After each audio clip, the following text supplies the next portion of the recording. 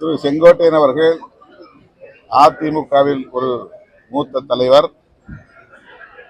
அவருக்கு ஒரு நெடிய அனுபவம் உள்ளது. அவர் வெளியேறும் நிலை அதிமுகவுக்கு ஏற்பட்டிருப்பது திரு எடப்பாடி பழனிசாமி அவர்களுக்கும் சரி, அதிமுகவுக்கும் சரி ஒரு பின்னடைவாகத்தான் இருக்கும்.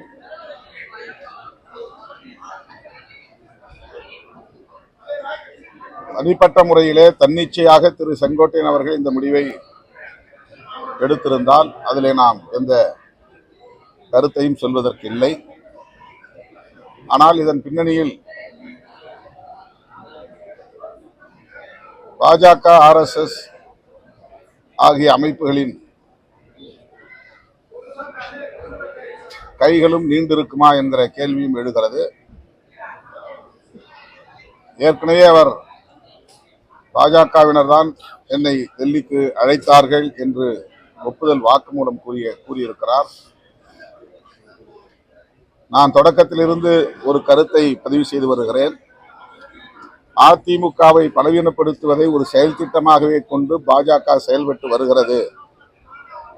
அது அதிமுகவுக்கும் நல்லதல்ல, தமிழ்நாட்டு அரசியலுக்கும் நல்லதல்ல என்று கூறி வருகிறேன். இப்போதும் எனக்கு அந்த ஐயம் இருக்கிறது. அதிமுக தலைமை இது குறித்து தீவிரமாக சிந்திக்கும் என்று நான் நம்புகிறேன். தமிழ் மொழி பற்றுவதற்கு எங்களுக்கு பாடம் எடுக்க வேண்டாம்.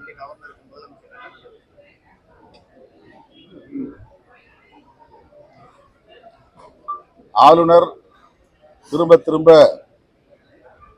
தமிழ்நாட்டு மக்களின் உணர்வுகளுக்கு எதிராகவும் திராவிட அரசியலுக்கு எதிராகவும் கருத்துக்களை சொல்லி வருகிறார். முரண்பாடுகளை, தமிழ் மக்களுக்கு இடையில் உள்ள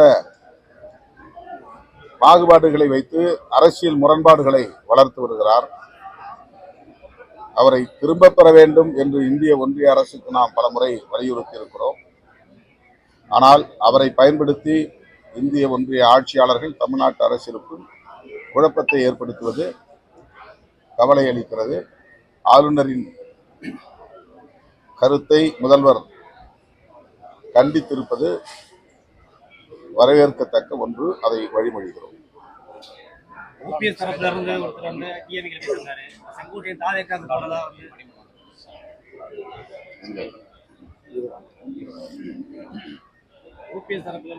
போய் டிஎம்கே சேர்ந்திருக்காரு. செங்கோட்டையன் தாவேக்காக போறதா ஒரு தகவல் வருது. அதிமுக விலகிறவங்க எல்லாருமே திமுக தாவேக்கான்னு வேற மற்ற கட்சிக்கு போகும்போது அதிமுக 2026 பலம் பெறுமா? இது குறித்து நீங்க அதிமுக தலைவரிடம் தான் கருத்து கேட்க வேண்டும்.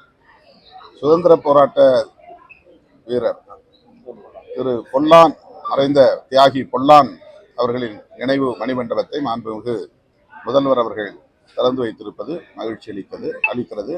மாண்புமிகு முதல்வருக்கும் தமிழ்நாடு அரசுக்கும் எமது நன்றியை உரித்தாக்குகிறோம்.